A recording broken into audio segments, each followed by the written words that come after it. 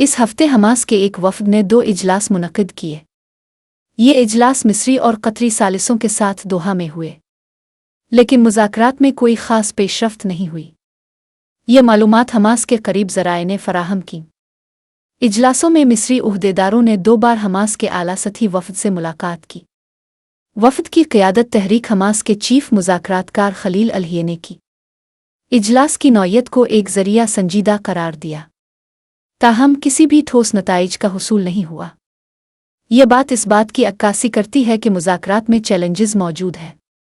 मुताल्लिका जमातों के माबैन तोफ़ुक़ की ज़रूरत महसूस की जा रही है।